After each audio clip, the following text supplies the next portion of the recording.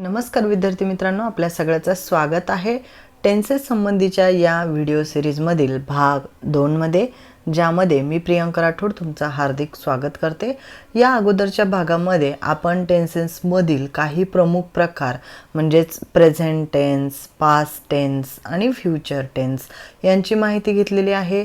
त्यानंतर आपण या भागामध्येच यांचे जे 4 उपप्रकार आहेत, म्हणजे simple or indefinite tense, progressive or continuous किंवा imperfect tense, perfect tense, perfect progressive tense किंवा कंटिन्यू टेन्स असं आपण म्हणतो, तर याबद्दल माहिती घेतलेली आहे। प्रेझेंट टेन्सचा आपण फॉर्म्युलासुद्धा अभ्यासला आहे, जो की subject plus verb plus object अशा स्वरूपाचा आहे। त्यानंतर सिंपल प्रेझेंट टेन्सचा आपण वेगवेगळे रूल्स आणि रेग्युलेशन्स आपण कुठे कुठे याचा वापर करू शकतो, याचे विविध एक्झाम्पल जसे की हॅबिच्युअल ॲक्शनसाठी, रिपीटेड ॲक्शनसाठी आपण सिंपल प्रेझेंट टेन्सचा वापर करीत असतो, जनरल ट्रूथ सांगण्यासाठी आणि इन्स्ट्रक्शन देण्यासाठी। त्याच पद्धतीनुसार आपण भविष्यामध्ये एखादी गोष्ट ठरवून ठेवलेली असेल तर ती सांगण्यासाठी सुद्धा वापर करीत असतो। त्यानंतर आपण प्रेझेंट टेन्सचाच पुढचा प्रकार म्हणजेच प्रेझेंट कंटिन्युअस टेन्स याबद्दल सुद्धा माहिती घेतली। यामध्ये व्हर्बला ING प्रत्यय लागतो हे सुद्धा आपण जाणून घेतलं। त्यानंतर एम, इज, आर यापैकी जो आपला सब्जेक्ट आहे त्याच्यानुसार आपण त्याचा प्रत्यय हा निवडत असतो। त्यानंतर याचा वापर आपण कशा पद्धतीने करतो याबद्दल सुद्धा माहिती घेतली। त्यानंतर आपण प्रेझेंट परफेक्ट टेन्स याचा सुद्धा अभ्यास केला, त्याचा वापर आपण कशा पद्धतीने करतो याचं सूत्र आपण अभ्यासलं, जसं की हॅव और हॅज प्लस पास्ट पार्टिसिपल यांचा आपण अभ्यास घेतला। तुम्हाला हे परत सांगण्यामागचं रिझन एकमेव आहे की तुम्हाला याच्यावर कोणीही प्रश्न विचारला आणि कधीही कुठल्याही परीक्षेत प्रश्न विचारला तरी तो सांगता यावा, हा एकमेव हेतू यामागचा आहे। त्यानंतर time expressions with present perfect tense आहे, तुम्ही simple present tense, simple past tense अशा विविध बाबींची माहिती अजून आपल्याला घ्यायचीच आहे। तर ह्या प्रेझेंट परफेक्ट टेन्सचा आपण वापर कशा पद्धतीने करू शकतो याबद्दल सुद्धा आपण माहिती घेतली। तर आज आपण याच टाईपचा मेन दुसरा टाईप म्हणजेच पास्ट टेन्स याबद्दल माहिती घेऊया। पास्ट टेन्स म्हणजे काय हे अगोदर आपण थोडंसं समजून घेऊया। पास्ट टेन्समध्ये as we can understand from the name, म्हणजेच जसं आपण याच्या नावावरून समजून घेतो, याच्यामध्ये पास्ट असं म्हटलं आहे। Past tense verbs are used to indicate an action, event or condition that has happened in the past, म्हणजेच यामध्ये ज्या कंडिशन्स आहेत किंवा ज्या बाबी आहेत ह्या भूतकाळात घडून गेलेल्या बाबी याबद्दल वर्णन केलेलं असतं। Each tense has 4 aspects that talk about completion of the events or action, म्हणजेच झालेल्या घटना किंवा त्याची कृती याबद्दल माहिती यामध्ये दिलेली असते। आणि based on that we have 4 types of the past tense, म्हणजेच या घटना आपण कशा पद्धतीने व्यतीत केलेल्या आहेत यावरून सुद्धा पास्ट टेन्सचे अजून सब टाइप्स पडतात, तर त्याची सुद्धा आपल्याला माहिती घेणं गरजेचं आहे। त्यातला पहिला टाईप आहे सिंपल पास्ट टेन्स, दुसरा टाईप आहे पास्ट कंटिन्युअस टेन्स, तिसरा टाईप आहे पास्ट परफेक्ट टेन्स आणि चौथा टाईप आहे पास्ट परफेक्ट कंटिन्युअस टेन्स। तर यांचा पण आपल्याला अभ्यास करायचा आहे। सिंपल पास्ट टेन्स म्हणजे काय समजून घेऊया। The simple past tense is used to indicate or describe something that happened or existed in the past, म्हणजेच एखादी गोष्ट ही भूतकाळात घडून गेलेली आहे, त्या गोष्टीचं जी रचना आहे ती होऊन गेलेली आहे हे इथे दाखवलेलं असतं। इथे पाहू शकता, the situation or condition to use simple past tense is to, तर इथे काही कंडिशन्स आहेत जसे की describe an action, event or condition, म्हणजेच एखादी कृती, घटना किंवा परिस्थिती ही जी की भूतकाळात घडून गेलेली आहे आणि स्पेसिफिक टाईमला घडून गेलेली आहे हे दाखवण्यासाठी सिंपल पास्ट टेन्सचा यूज करतात।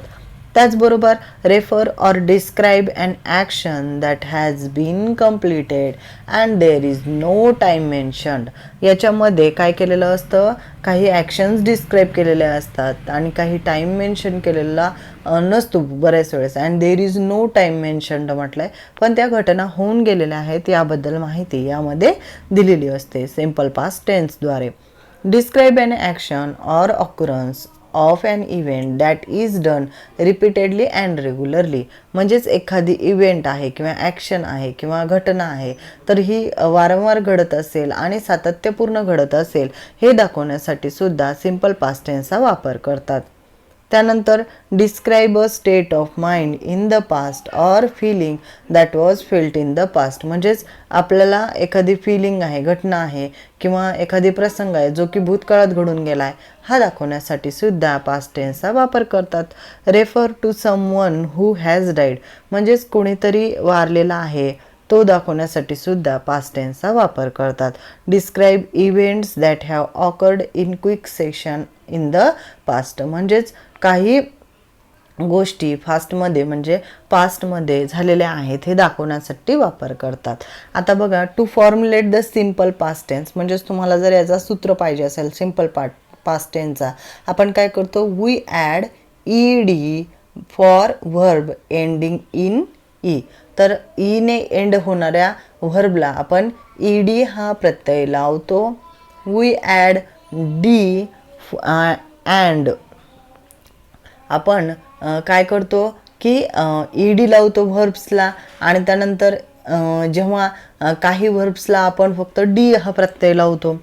त्याच्यानंतर बघा, there are some simple past tense verbs such as cut, put, set etc. म्हणजेच काही सिम्पल पास्ट टेन्स व्हर्ब आहेत जे की कट आहे, पुट आहे, सेट आहे, तर हे असेच वापरतात, यांचा परत ed प्रत्यय लागत नाही. Remain the same in the present and past tense.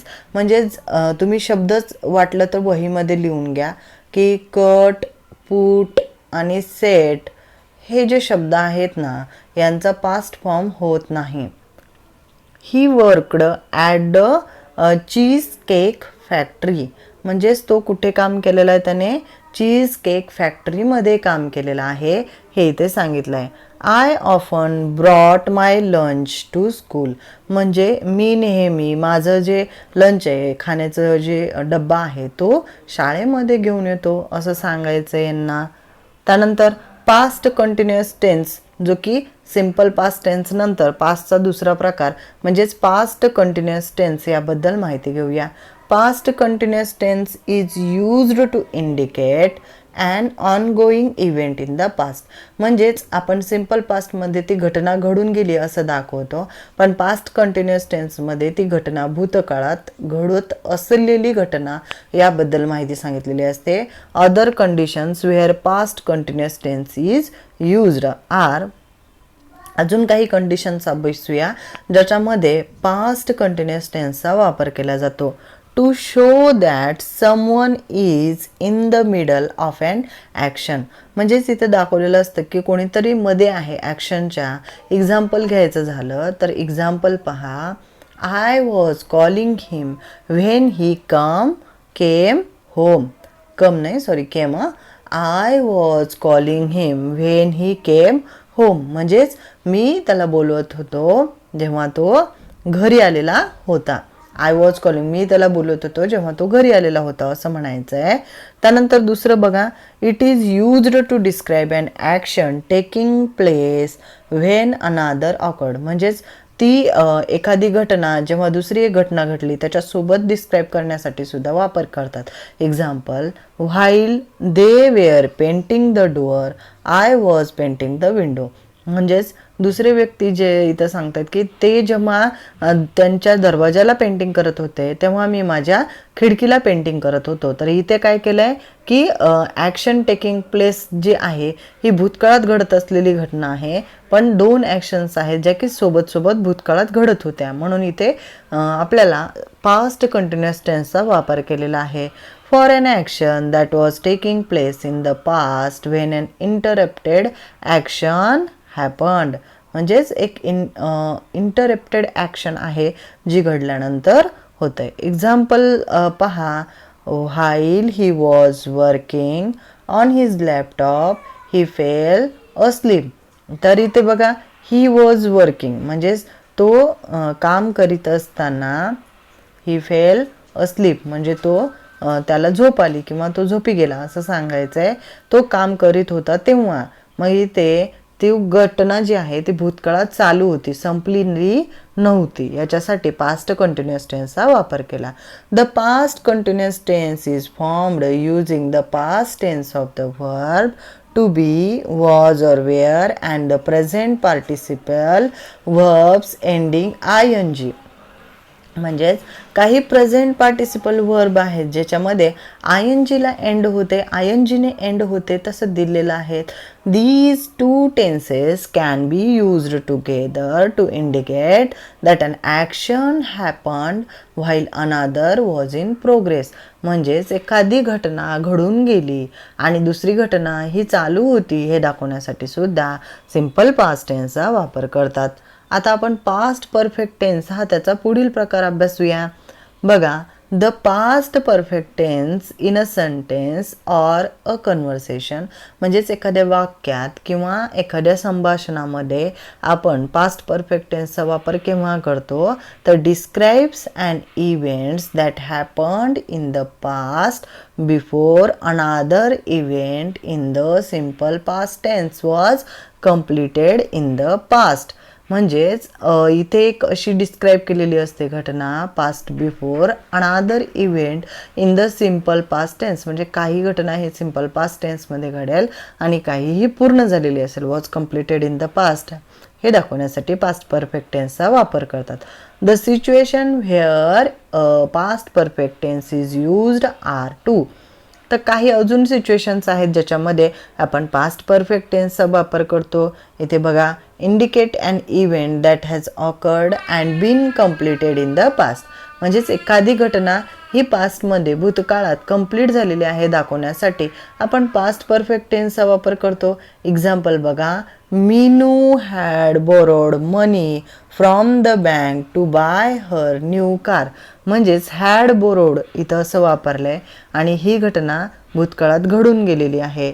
Describe an event or action which happened before a definite time in the past, म्हणजेच काही घटना ज्या की भूतकाळात घडून गेल्यात पण त्याचा डेफिनेट टाईम होण्याच्या अगोदर घडून गेल्यात असं दाखवायचे. एक्झाम्पल बघा, we had cleaned up the terrace before the watchman arrived. Had cleaned up म्हणजे तो व्यक्ती येण्याच्या अगोदर आम्ही ते काम कंप्लीट करून टाकलेलं आहे हे दाखवण्यासाठी पास्ट परफेक्ट टेन्सचा वापर केलेला आहे.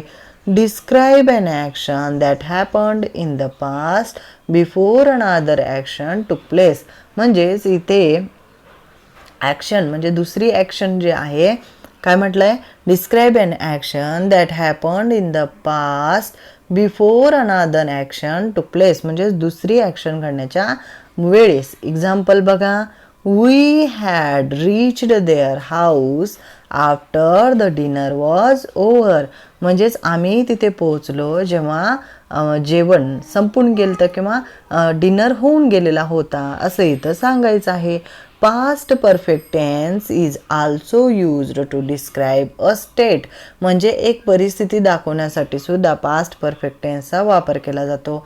एक्झाम्पल पहा, their wives had become good friends at the wedding, म्हणजेच त्यांची जे पत्नी आहेत त्या काय झाल्यात गुड फ्रेंड झाल्यात कुठे तर लग्नाच्या वेळेस असं म्हणायचं आहे. A very important use of past perfect tense is that it used to clarify which have event happened earlier when two action were completed in the past, म्हणजे जर दोन घटना तुम्ही एका सलग एक डिस्क्राईब करत असाल तर त्यावेळेस पास्ट परफेक्ट टेन्स हे खूप महत्त्वपूर्ण जबाबदारी पार पाडतो, जो की त्याच्यामध्ये तो दाखवतो की when two actions were completed in the past it is used to clarify which happened earlier, म्हणजे कोणती घटना अगोदर घडली हे क्लिअर ते करतं.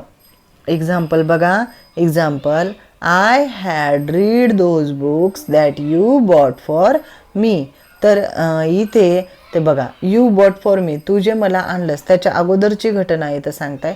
I had read those books, म्हणजेच मी पूर्ण पुस्तकांचं वाचन केलेलं आहे जे तू माझ्यासाठी आणलेले होते असं सांगायचं आहे. तर इथे वाचनाची क्रिया पूर्ण झालेली आहे आणि नंतर तो सांगण्याची क्रिया करत आहे. तर या दोन घटनेमध्ये अगोदर घडलेली घटना ही क्लिअर करण्यासाठी पास्ट परफेक्ट टेन्सचा वापर केला आहे. आता बघा आपण कसं वापर करतो पास्ट परफेक्ट टेन्सचा. The past perfect tense is formed with the past tense of the auxiliary verbs.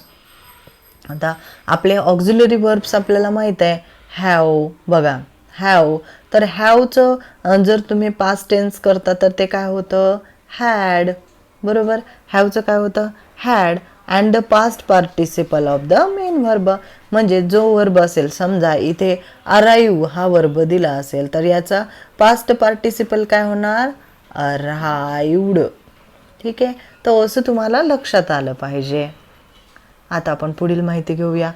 Past perfect continuous tense म्हणजे काय किंवा याचा वापर आपण कशासाठी करतो याबद्दल माहिती घेऊया.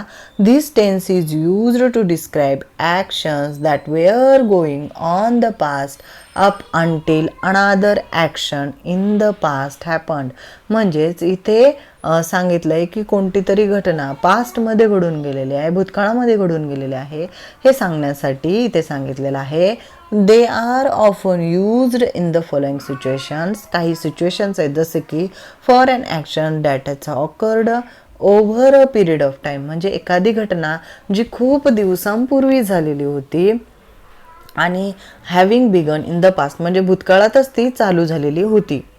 त्यानंतर to describe an action we started and finished, म्हणजे जी भूतकाळात घटना स्टार्ट झालेली होती आणि फिनिश झालेली होती. इन द पास्ट बिफोर अनादर पास्ट ॲक्शन, म्हणजे त्याच्या पुढे एखादी पास्ट ॲक्शन होण्याच्या अगोदरच ह्या दोन्हीही क्रिया पूर्ण झालेल्या आहेत हे दाखवण्यासाठी सुद्धा पास्ट परफेक्ट कंटिन्युअस टेन्सचा वापर करतात. It is also regularly used in the reported speech where the present perfect continuous tense becomes past perfect continuous tense. म्हणजेच इथे परफेक्ट कंटिन्युअस टेन्स जो आहे तो पास्ट परफेक्ट कंटिन्युअस टेन्ससाठी इकडे वापर करतात, रेग्युलरली यूज करतात रिपोर्टेड स्पीचमध्ये असं इथं सांगितलंय. तर बघा unlike the past continuous and past perfect tense, म्हणजेच पास्ट कंटिन्युअस आणि पास्ट परफेक्ट टेन्सपेक्षा वेगळं past perfect continuous tense is not used to indicate state or state of mind or feelings, म्हणजेच आपल्या मनाची अवस्था आपल्या मनातील विचार आपण सांगण्यासाठी पास्ट परफेक्ट कंटिन्युअस टेन्सचा वापर करीत नाही.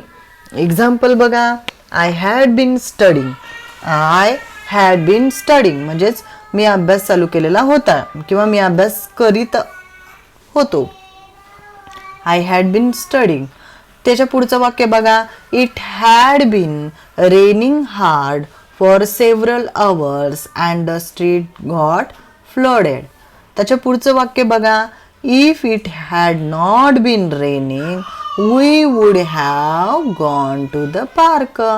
तर अशा पद्धतीने आपण पास्ट परफेक्ट टेन्सची माहिती घेतली. आता आपण फ्युचर टेन्स यांच्याबद्दल सुद्धा माहिती घेऊया.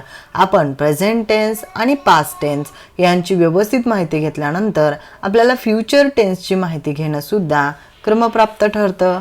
Tenses are verbs that are used to describe the time when an action or event took place. म्हणजेच एखादी घटना भविष्यामध्ये कधी होईल हे सांगायचं आपल्याला. तर टेन्स म्हणजे काय तर काळ. तर काळ कशासाठी वापरतात तर एखादी घटना कोणत्या काळात झालेली आहे, म्हणजे वर्तमान काळात झाली आहे, भूतकाळात झालेली आहे की भविष्य काळात होणार आहे हे सांगण्यासाठी आपण काळांचा वापर करीत असतो.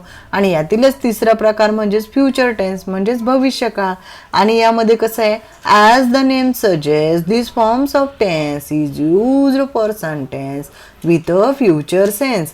म्हणजेच आपण भविष्यामधील काय घटना करणार आहोत त्याचा वापर इथे करतो.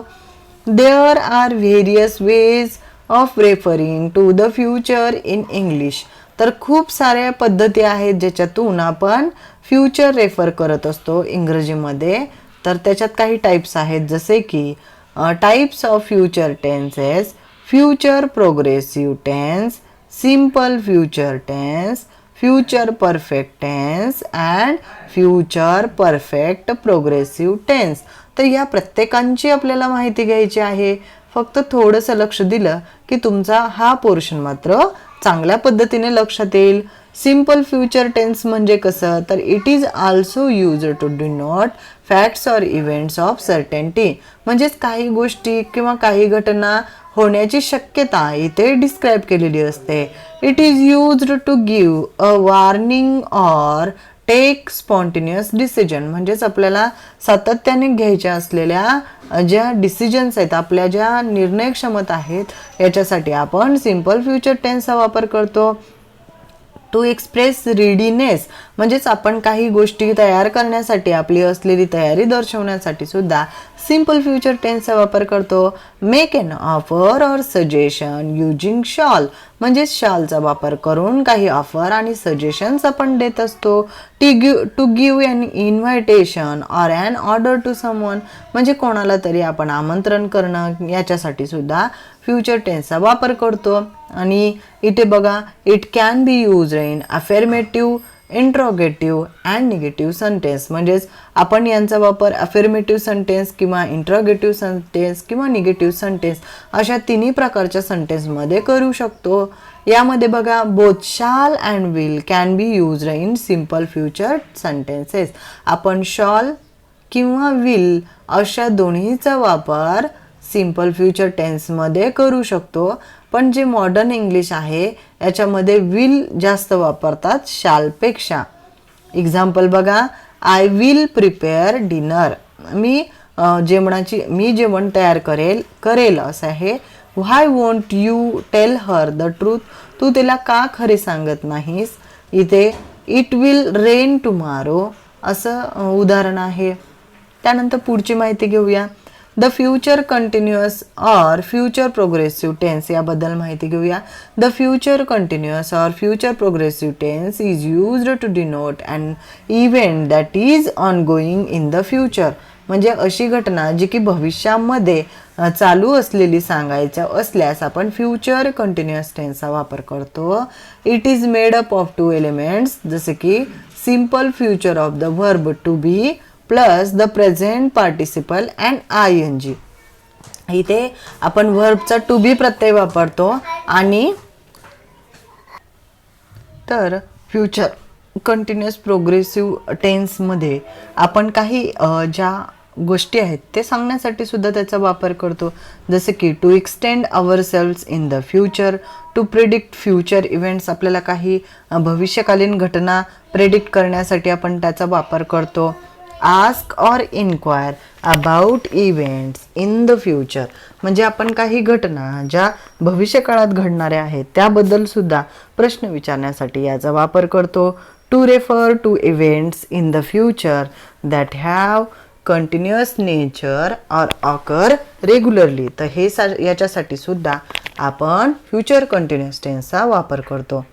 आता काही एक्झाम्पल्स आपण घेऊया. जसे की I will be gone for an hour. दुसरे एक्झाम्पल पहा, in the afternoon I will still be stuck in the meeting. तिसरे एक्झाम्पल आहे, by October I will be swimming like a pro. म्हणजे मी यानंतर असे म्हणजे यातील मास्टर कसा पोहतो तसा मी पोहायला लागेल. He will be coming to the meeting अशा पद्धतीनुसार. त्यानंतर the future perfect is composed of two elements. तर फ्युचर परफेक्ट जो आहे तो दोन एलिमेंट्सनी कंपोज्ड आहे. The simple future of the verb to have or will have plus the past participle of the main verb. म्हणजेच इथे टू हॅव किंवा विल हॅव आणि पास्ट पार्टिसिपल असणार मेन व्हर्बचा. एक्झाम्पल आपण अजून पाहूया. It can be used in affirmative, negative or affirmative and negative of interrogative sentences. तर यामध्ये सुद्धा याचा वापर करतात फ्युचर परफेक्ट टेन्सचा. तर एक्झाम्पल बघा, by the time you get this letter I will have left. दुसरे एक्झाम्पल आहे, she will have arrived by lunch. आणि तिसरे एक्झाम्पल आहे, won't they have joined us by 7 PM. Won't they have joined us by 7 PM अशा स्वरूपामध्ये. त्यानंतर the future perfect progressive is composed of 2 elements, म्हणजेच future progressive जे sentence आहे हे 2 गोष्टींनी एकत्रीकरण केलेलं आहे. The main verb in the present participle, main verb कशामध्ये, तर प्रेझेंट पार्टिसिपलमध्ये, आणि base form of verb plus ING, म्हणजेच व्हर्बचा बेस फॉर्म आणि त्यामध्ये ING प्रत्यय हा लावलेला असतो. आता बघा ऑक्झिलरी व्हर्ब आणि विल हॅव बीनचा पण वापर करतात इथे प्लस करून. एक्झाम्पल बघा, they will have been living, म्हणजे तिथं व्हर्बला ING पण प्रत्यय लागलाय. त्यानंतर विल हॅव बीन चा वापर सुद्धा केलेला आहे. In Mumbai for 10 years. दुसरं वाक्य बघा, you will have been starting in your shop since May. तिसरं वाक्य बघा, next year I will have been working at this company for 1 year. आणि चौथं वाक्य बघा, I will have been walking for 3 hours. अशा स्वरूपामध्ये आपल्याला परीक्षेत प्रश्न कसा येतो की एखादी एक्झाम्पल किंवा क्वेश्चन देतात आणि ह्या क्वेश्चनचा आपल्याला हा सेंटेन्सचा ह्याचा टाईप विचारतात, टेन्स टाईप विचारतात. मग तुम्हाला तिथे वेगवेगळे ऑप्शन्स देतात. मग तुम्हाला व्हर्बच्या रचनेवरून आणि त्याला लागलेल्या प्रत्ययावरून आपलं कोणत्या प्रकारच्या काळाचं हे वाक्य आहे हे पर्यायापैकी असलेल्या काळातून शोधता आलं पाहिजे. आणि यासाठी हा कन्सेप्ट तुम्ही वारंवार अभ्यास करा, परत परत अभ्यास करा, जेणेकरून तुम्हाला कुठेही अडचण येणार नाही. भेटूया पुढील भागामध्ये. धन्यवाद.